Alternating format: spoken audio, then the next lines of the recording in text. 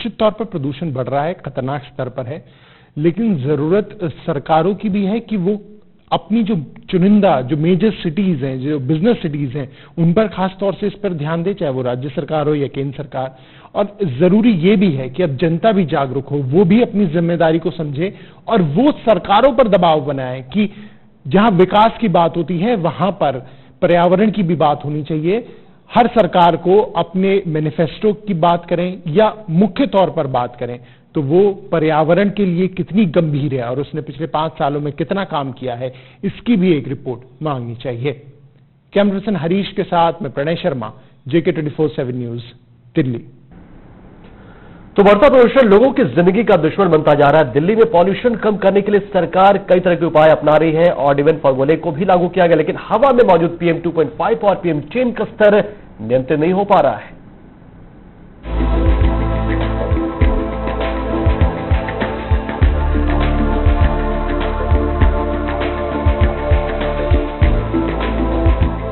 The Lancet में कहा गया है कि जलवायु परिवर्तन मानवीय स्वास्थ्य के लिए भारी खतरा है।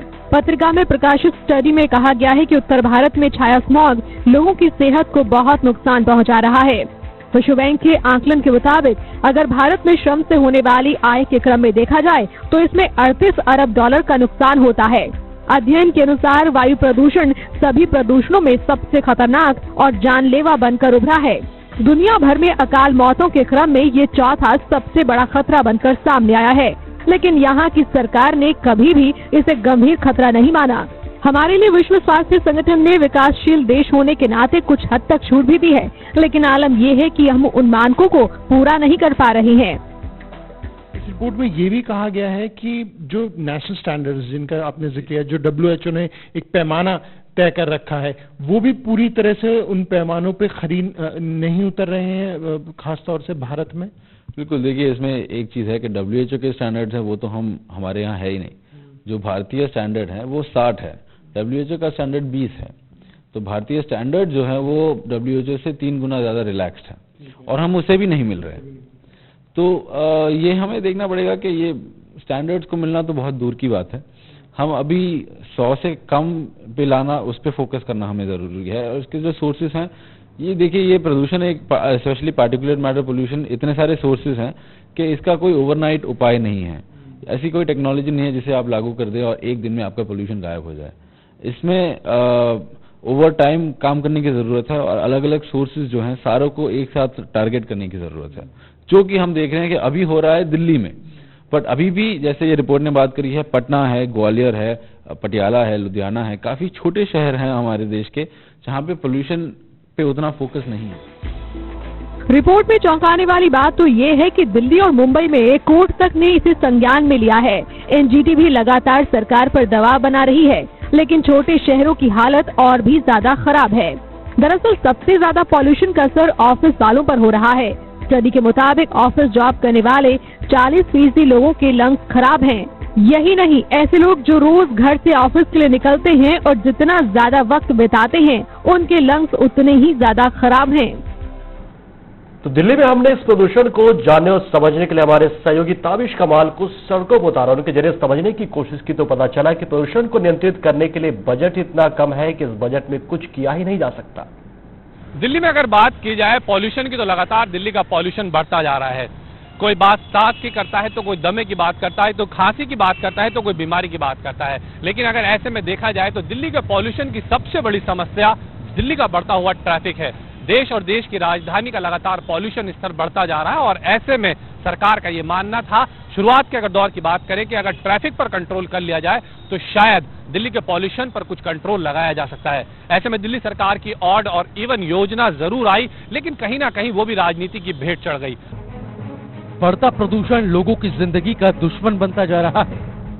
दिल्ली में प्रदूषण कम करने के लिए सरकार कई तरह के उपाय अपना रही है और इवन फॉर्मूले को दोबारा लागू करने पर विचार किया जा रहा है। कुछ लोग ऑड इवन के पक्ष में हैं, तो कुछ इसके खिलाफ में भी। लेकिन इन सब के बीच एक सर्वे सामने आया है जो आम लोगों के साथ ही सरकार के भी होश उड़ा रहा है। अब अगर दिल्ली के पॉल्यूशन की बात की जाए तो प्रति दिन 2 व्यक्तियों की मौत सिर्फ पॉल्यूशन की वजह से होती है। और ऐसे में दिल्ली में लगातार गाड़ियों का बढ़ना पॉल्यूशन के लिए और घातक साबित होता जा रहा है। हालांकि अगर सर्वे रिपोर्ट्स की बात की जाए तो सर्वे रिपोर्ट्स लगातार इस बात को कहते हैं कि दिल्ली की हवा अब वो हवा नहीं रही जो कभी जमाने में खुशबू और रंग फैलाती थी। और आज के इस माहौल में जहां पर मैं मौजूद हूं, आप देख सकते हैं दिल्ली का ये एक ऐसा एरिया है जिसमें पॉल्यूशन लगातार बढ़ता जा रहा है, या दिल्ली में ट्रैफिक की समस्या की वजह से भी पॉल्यूशन बढ़ता जा रहा है। विशेषज्ञों की राय में खराब होते फेफड़ों के पीछे न सिर्फ राजधानी का बढ़ता प्रदूषण है, बल्कि इसके पीछे बढ़ता ट्रैफिक भी एक बड़ा कारण है। इसके साथ ही कई दूसरे कारकों की वजह से भी प्रदूषण बढ़ रहा है। यही नहीं, सरकारों की तरफ से प्रदूषण को कम करने के लिए कोई उचित कदम नहीं उठा पाना भी एक बड़ी वजह है कि दिल्ली की हवा अब वो हवा नहीं रहने वाली है जो कभी हुआ करती थी। ऐसे में अगर केंद्र के आंकड़ों की बात की जाए तो 7 करोड़ रुपए सालाना केंद्र सरकार सिर्फ पॉल्यूशन और पर्यावरण विभाग पर खर्च करती है। तो क्या ये 7 करोड़ रुपए इस बात के लिए काफी है कि दिल्ली और देश की जनता का स्वास्थ्य हवा में सही रखा जा सके? तमाम सवाल उठते हैं। अब सवाल ये उठता है कि क्या पॉल्यूशन को ठीक करने के लिए सरकार और कोई कदम उठाएगी, या इसी तरह से परिवहन बढ़ता रहेगा और पॉल्यूशन से लोग मरते रहेंगे? कैमरामैन हनु के साथ ताबिश कमाल, JK 24/7 न्यूज, दिल्ली।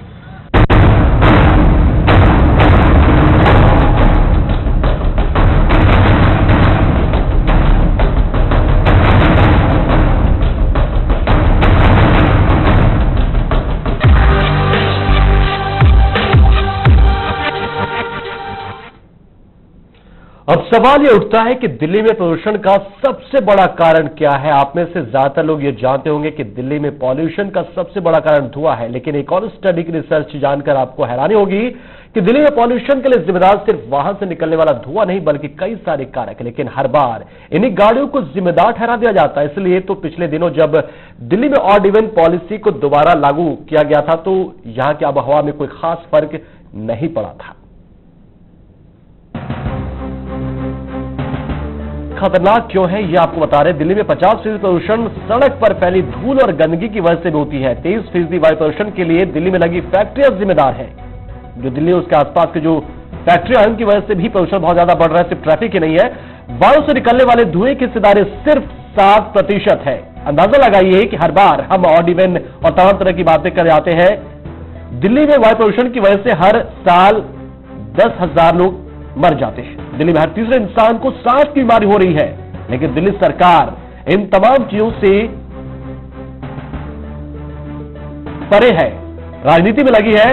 आम लोगों की चिंता ने पिछले 9 साल से दिल्ली में रहने वाले कई लोगों के लंग्स खराब हो गए।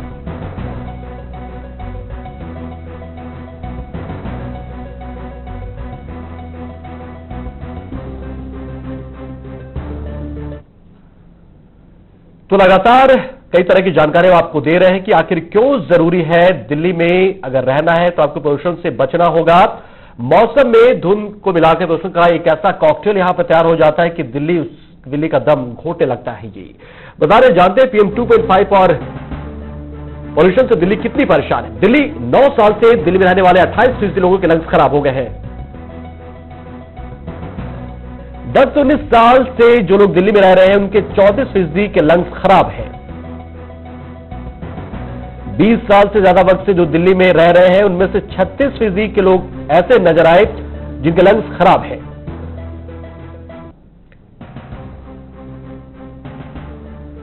चलिए अब आपको दिखाते हैं कि PM2 जिसकी बात की जा रही है PM 2.5 की और PM 10 की वो क्या है और क्यों उनकी वजह से दिक्कतें आती हैं।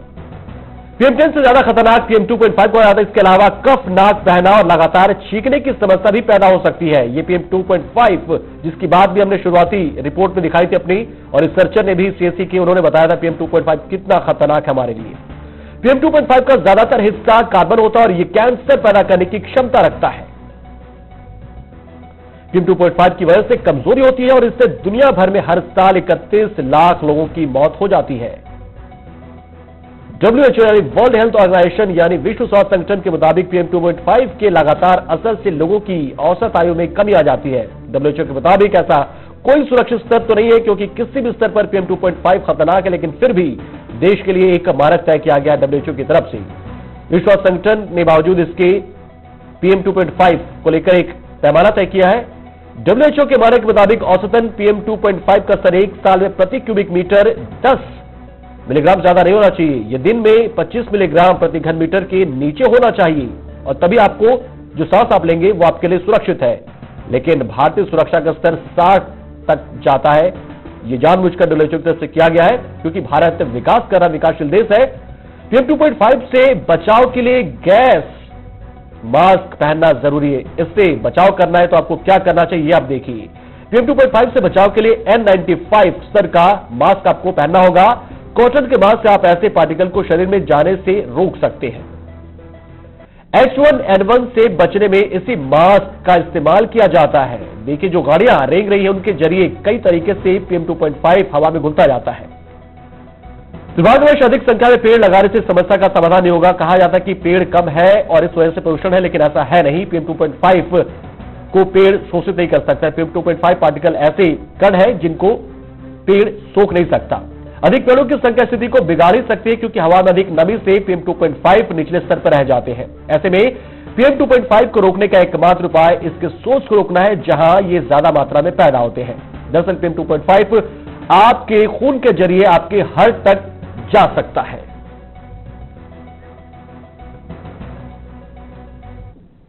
तो ये PM 2.5 और PM10 है वो आपके लिए बेहद खतरनाक हो सकते हैं। लेकिन सवाल ये कि आखिर जाए तो कहां जाए? आखिर देश में हमारे यहां PM 2.5 को नियंत्रित करने के लिए कोशिशें क्यों नहीं होती? PM10 को नियंत्रित करने की कोशिशें क्यों नहीं होती? और हम ये भी जाना रिपोर्ट में कि सिर्फ 10 जो ऐसे देश है वहां पर बहुत सारी ऐसी चीजें हैं और देश में हमारे खासतौर से दिल्ली की बात कर ले तो 7 करोड़ रुपए पर्यावरण को प्रदूषित होने से बचाने के लिए बजट है और ऐसे में कैसे बचाव हो। लेकिन दुनिया के कई ऐसे शहर आपको हम दिखाते हैं जहां पर प्रदूषण बेहद कम है और यहां पर आमतौर पर लोग बहुत खुशगवार रहते हैं और लोग मिलजुल कर अपने देश को साफ और सुरक्षित रहते हैं, खुद ही प्रदूषण को नियंत्रित भी करते हैं। तो कौन से वो देश है जहां पर प्रदूषण बिल्कुल नहीं है और यह है तो बेहद कम?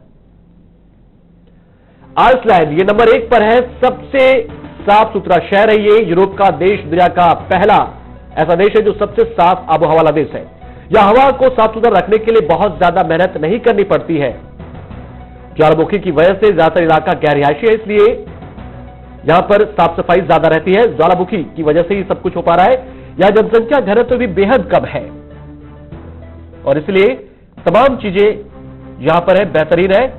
कार्बन उत्सर्जन करने वाले रोजाना की एक्टिविटी भी यहां ना के बराबर होती है और इसलिए यहां की आबोहवा बेहद साफ और सुरक्षित है। नंबर 2 पर कनाडा की बारी आती है। सबसे साफ आबोहवा वाला देश है कनाडा। इसके लिए यहां की सरकार और जनता ने इसके लिए विशेष प्रयास किए हैं। नंबर 2 पर है ये, आइसलैंड के बाद कनाडा। और खुद यहां की सरकार के साथ साथ आम लोगों ने भी इसके लिए बहुत कुछ किया है, त्याग किया है, तब जाके इतना साफ सुथरा बन पाया है। यहां तकनीक और कुदरत के बीच में एक बेहतर कोऑर्डिनेशन बनाकर रखा गया है। कम आबादी और पर्यावरण संरक्षण इसके लिए और भी मददगार साबित हो रहे हैं। लोगों की जीवन शैली ऐसी है कि इसका असर पर्यावरण पर ज्यादा नहीं पड़ता है और इसलिए जो प्रदूषण यहां पर बिल्कुल नहीं है। नंबर 3 पर आ जाता है फिनलैंड। ये भी सबसे साफ आबोहवा वाले देशों में टॉप 5 में शुमार है। यहां के लोग अपने पर्यावरण के प्रति बेहद संवेदनशील हैं। यहां के लोग अपने पर्यावरण को बेहद साफ सुथरा रखते हैं।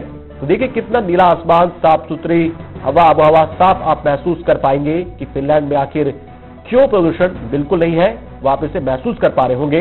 यहां के हर नागरिक की पहली प्राथमिकता अपने वातावरण को स्वच्छ रखना है और हमारे यहां अब जाकर स्वच्छता अभियान की शुरुआत हुई है। नंबर 4 पर है ब्रुनेई। एशिया के दूसरे देशों के मुकाबले ये बेहद साफ सुथरा देश है।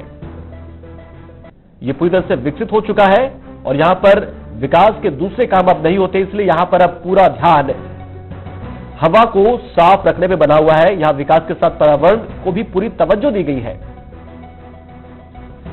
हवा में प्रदूषण के स्तर की यहां लगातार निगरानी की जाती है। आम लोग भी लगातार इस पर नजर बनाए रखते हैं और तब जाकर तमाम मानकों को यहां पाया जा सकता है। तकनीक और जागरूकता से बरकरार रखा जाता है और इसलिए ब्रुनेई नंबर 4 पर सबसे साफ देश माना जाता है। एस्टोनिया नंबर 5 टॉप 5 में शामिल 5वां देश। पहले ये 1 नंबर पर था लेकिन अब 5वें पर खिसक गया है। आज खुद को विकास की दौड़ में लाकर इसने अपने यहां की आबोहवा के साथ खिलवाड़ कर लिया है, लेकिन फिर भी अभी भी काफी साफ सुथरा है। आज भी दुनिया के सबसे साफ देशों में 5वें नंबर पर यह मौजूद है। यूरोप का यह देश दुनिया का सबसे साफ आबोहवा वाला देश माना जाता है। तो इस तरह से आपको दिखाएं, आपको आइसलैंड, कनाडा, फिनलैंड, ब्रुनेई और एस्टोनिया, ये 5 ऐसे देश हैं जहां पर PM 2.5 और PM10 की जो मात्रा है हवा में बेहद कम है और जो सुरक्षित मानक स्तर है सांस लेने के लिए हवा में, उससे भी काफी कम है और इसलिए यहां पे लोग साफ सुथरे रहते हैं और काफी स्वस्थ रहते हैं और इसलिए इन देशों में विकास भी बहुत ज्यादा होता है। खास बात यह कि लोगों की तरफ से ऐसा किया जाता है, सरकारें तो नियम बनाती हैं लेकिन लोग इसका पालन करते हैं और मिलजुल कर वो अपने देश को साफ सुथरा रखते हैं और इसी तरह की जागरूकता की जरूरत अब हमारे देश में आ पड़ी। वरना ये रिपोर्ट जो आपने देखा द लांसेट की तरफ से जारी किया गया, हर मिनट 2 लोगों की जान ले सकती है यदि हम अपने आबो हवा को ऐसा ना रखें। तो अंदाजा लगाइए और सोचिए कि आपको किस तरह की हवा चाहिए। ये टॉप 5 जो देश है सबसे साफ आबोहवा वाले, या फिर लांसेट की रिपोर्ट में नंबर 1 पर चल रहे भारत के जैसे आबोहवा वाले देश अपने देश को। तो लांसेट की रिपोर्ट काफी चौंकाने वाली है, डराने वाली है, क्योंकि ये हवा जो आपको जिंदगी देती है, आपकी जान ले सकती है, आपको इस बात का अंदाजा नहीं था, लेकिन इस रिपोर्ट से साफ हो गया है कि हर मिनट 2 लोगों की जान ये हवा ले रही है और इसीलिए हम इसे कह रहे हैं मौत की सांस। फिलहाल इस खास पेशकश में तय, लेकिन देश दुनिया की तमाम खबरों का सिलसिला जारी रहेगा।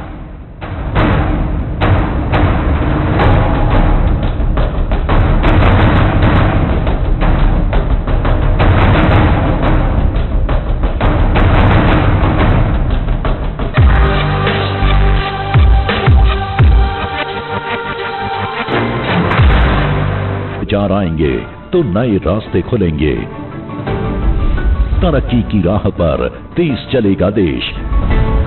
देश हित में आप भी दीजिए सुझाव, प्रधानमंत्री तक पहुंचाइए अपनी राय, जुबां पर लाइए दिल की बात। इस नंबर पर आप हमें अपना वीडियो व्हाट्सएप से भेज सकते हैं या आप गूगल प्ले स्टोर पर जाकर सिटी रिपोर्टर का ऐप डाउनलोड करके भी अपने मन की बात भेज सकते हैं। कहिए अपने मन की बात अपने PM से, सिर्फ JK 24/7 न्यूज पर।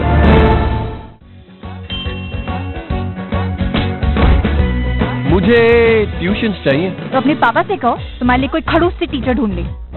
Combined studies. No. Picnic. No. Disco. खिसको। नो। यस यार।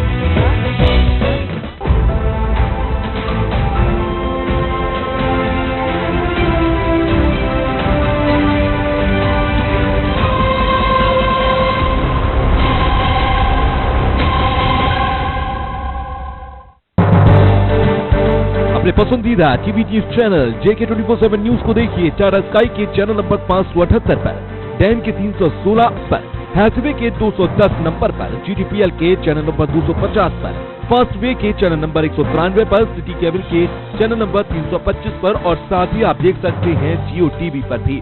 अगर आप तक हमारा चैनल नहीं पहुंच रहा तो हमें व्हाट्सएप कीजिए 9312 555 888 पर। जैसे सूट टाइप यू नो, मुझे ये ग्रीन या फिर ब्राउन। ठीक है, आप ये पैक कर दी। सेब कितने का दिया?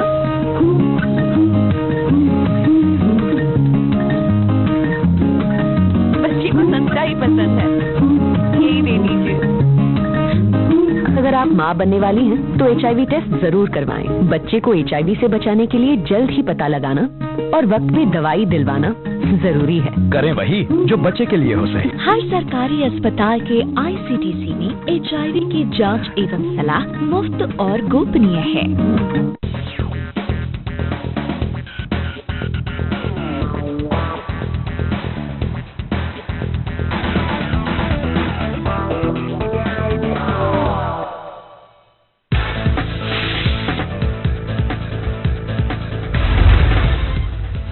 कंगना रनौत का कहना है कि उनके और ऋतिक रोशन के बीच जो भी था वो पूरी तरह से खत्म हो चुका है। पिछले साल दोनों कलाकारों के बीच विवाद उस समय शुरू हुआ जब कंगना ने एक इंटरव्यू में ऋतिक को सिली एक्स कहा था।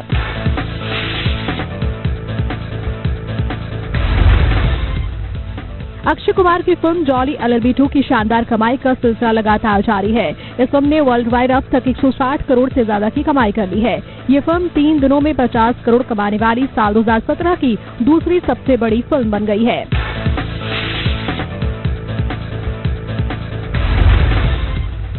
कियारा आडवाणी इस वक्त अपनी अगली फिल्म मशीन की तैयारी कर रही हैं। कियारा का कहना है कि वो इस मायने में खुद को भाग्यशाली समझती हैं कि वो अभी तक किसी एक जॉनर या इमेज में नहीं बंधी हैं।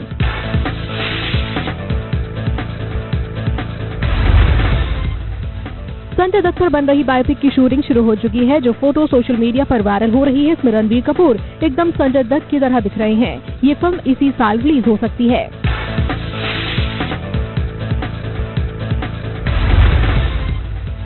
फिल्म बाहुबली 2 को कन्नड़ भाषा में भी डब किया जा सकता है। इससे पहले ये फिल्म तमिल, तेलुगु और हिंदी में रिलीज हो चुकी है। ये फिल्म 28 अप्रैल 2017 में रिलीज होने वाली है।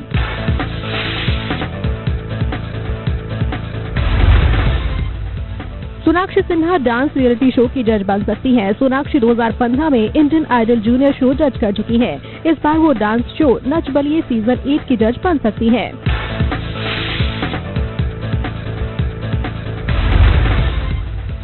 अर्जुन रामपाल का कहना है कि उन्होंने आंखें 2 की तैयारी शुरू कर दी है। अर्जुन रामपाल ने कहा कि फिल्म की पूरी टीम सुबह से शाम तक वर्कशॉप और ट्रेनिंग में खूब मेहनत कर रही है।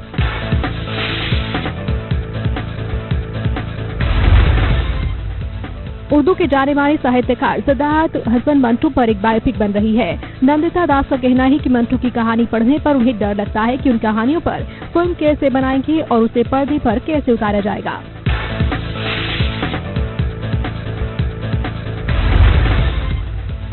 सात साल के गैप के बाद एक्ट्रेस आयशा टाकिया एक बार फिर से ग्लैमर की दुनिया में वापसी को तैयार है। फिलहाल उनकी 2 प्रोडक्शन हाउस से बातचीत चल रही है और जल्द ही वो इसका ऑफिशियल अनाउंसमेंट भी करेंगी।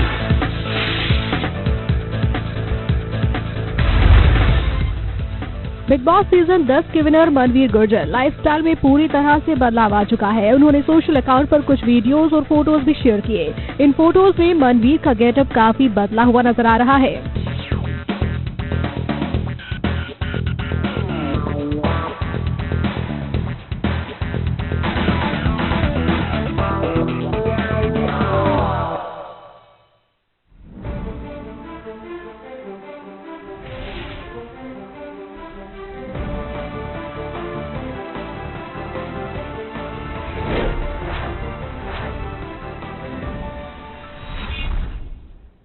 नमस्कार, स्वागत है आप सभी का जेके 24/7 न्यूज पर। मैं हूं आपके साथ सुजाता और आज का मुद्दा में हम बात करेंगे यूपी के महासंग्राम के पार्ट 4 की। यहां प्रदेश में 4 बड़ी पार्टियों की साख दांव पर लगी हुई है। कल 12 जिलों की 53 विधानसभा सीटों के लिए मतदान होना है और ऐसे में सभी पार्टियों ने अपना पूरा दमखम लगा दिया है। यहाँ 9 जिले ऐसे हैं जो बुंदेलखंड इलाके में आते हैं।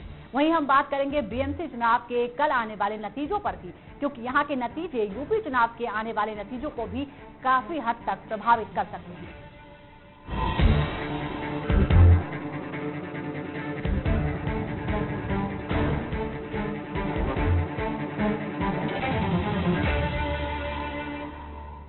तो पहले हम बात करेंगे यूपी के 4th राउंड की। 3 चरण हो चुके हैं और कल 4th राउंड के लिए वोटिंग होगी। 12 जिलों की 53 सीटों पर किसकी क्या तैयारी है, क्या मुद्दे हैं, क्या दावे हैं, इन पर हम विस्तार से चर्चा करेंगे। और इस चर्चा में हमारे साथ कई खास मेहमान जुड़ रहे हैं। हमारे साथ बीजेपी की तरफ से नेता नरेंद्र राणा है, साथ ही जिशान हैदर कांग्रेस की तरफ से है, मोहम्मद अब्बास हमारे साथ समाजवादी पार्टी की तरफ से हैं, साथ ही मेरे सहयोगी और एग्जीक्यूटिव एडिटर केएम शर्मा हमारे साथ जुड़े हुए हैं और हमारे संवाददाता ताबिश कमाल भी लगातार हमारे साथ इस चर्चा में जुड़े रहेंगे। तो चलिए सबसे पहले शुरुआत यूपी के दंगल के साथ कर देते हैं। यहाँ सभी पार्टियां चुनाव की तैयारियों में डटी हुई है। यूपी का चुनाव बेहद खास है। चुनावी शोरगुल में बुंदेलखंड के विकास को लेकर तमाम राजनीतिक पार्टियों ने एक दूसरे पर जमकर निशाने साधे और अब उसी बुंदेलखंड के 9 इलाकों में कल मतदान होना है।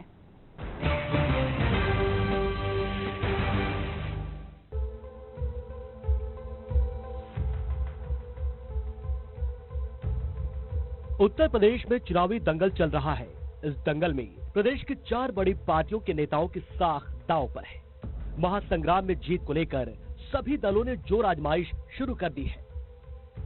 3 चरण पूरे हो चुके हैं और अब विधानसभा चुनाव के 4थे चरण के तहत 23 फरवरी को मतदान होगा। इस चरण में 12 जिलों की 53 सीटों पर मतदान होगा। कुल 680 उम्मीदवार मैदान में हैं। इस चुनाव के लिए 19,487 मतदान केंद्रों की स्थापना की गई है, जिसमें 1,84,35,563 मतदाता अपने मताधिकार का प्रयोग करेंगे।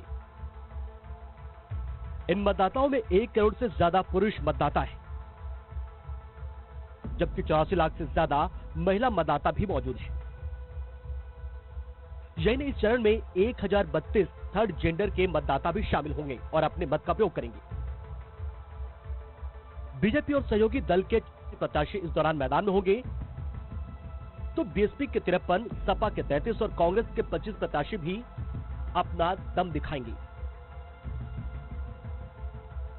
ये 53 सीटें अवध और बुंदेलखंड इलाके की हैं। पिछले चुनाव में 53 में से 24 सीटों पर समाजवादी पार्टी ने जीत हासिल की थी। चुनाव की शुरुआत जहां विकास, नोटबंदी, सर्जिकल स्ट्राइक से हुई, तो वहीं चौथे चढ़ आते आते मुद्दे बदल गए।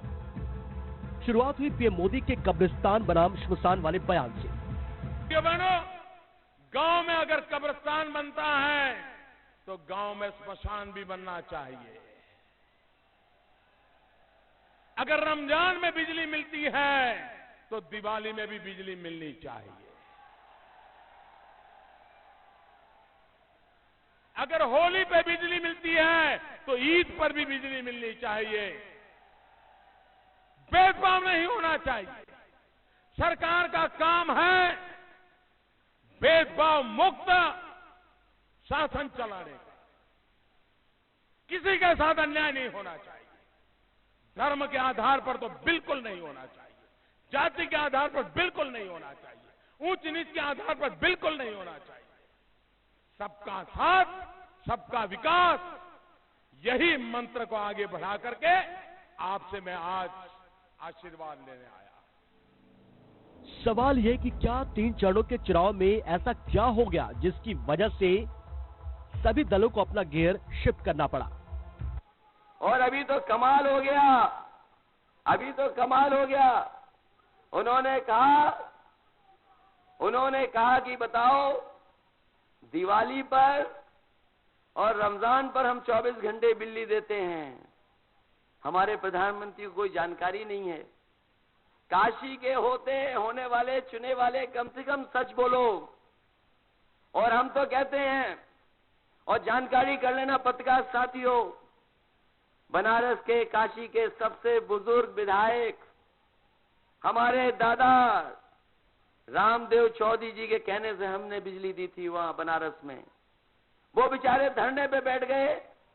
हमारे जिलाधिकारियों ने कहा कि एक बुजुर्ग विधायक है, वो धरने पे बैठे हैं, काशी की बिजली मांग रहे हैं। मैंने कहा कितने दिन हो गए? बोले दिन ज्यादा हो गए हैं। मैंने कहा थोड़े दिन और बैठ लेने दो। उस अधिकारी ने हमसे कहा कि ज्यादा दिन मत बैठाओ, रामदेव चौधरी की 80 साल से ऊपर उम्र है, पता नहीं क्या हो जाए, आप जल्दी बुला लो उनको।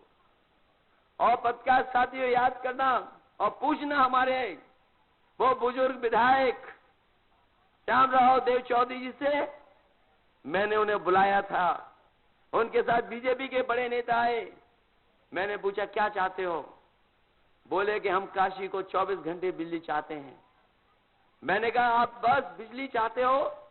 मैंने कहा चुन तो आपने प्रधानमंत्री दिया, लेकिन आपको 24 घंटे बिजली नहीं मिल रही। मैंने कहा श्यामराव चौधरी जी, आप बुजुर्ग हैं, हम आपका पूरा सम्मान करेंगे।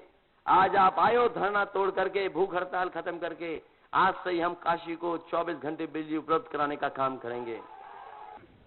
15 लाख रुपए मिल गया।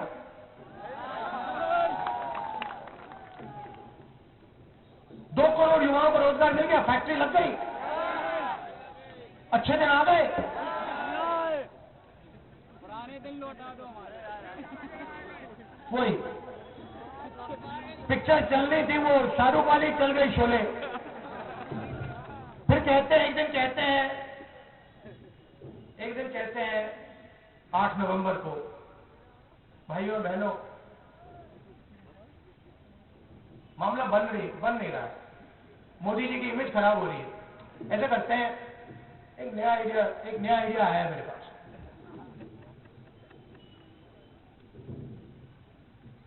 भ्रष्टाचार से लड़ाई लड़नी है, चलो ऐसे करते हैं, हिंदुस्तान के 500 रुपए और 1000 रुपए को मैं कागज में बदल देता हूं। और पसीने पहुंचने के लिए जरूरत पड़ जाए रुमाल की, तो सोचो उत्तर प्रदेश की जनता कितना पसीना छुड़वाएगी 7 चरणों बाद, क्योंकि उत्तर प्रदेश की जनता ने अब मन बना लिया है कि इन भारतीय जनता पार्टी के लोगों को इस बार सबक सिखाएंगे। इन लोगों ने लाइन में लगाया है लोगों को, इस बार फिर लोग लाइन में लगेंगे और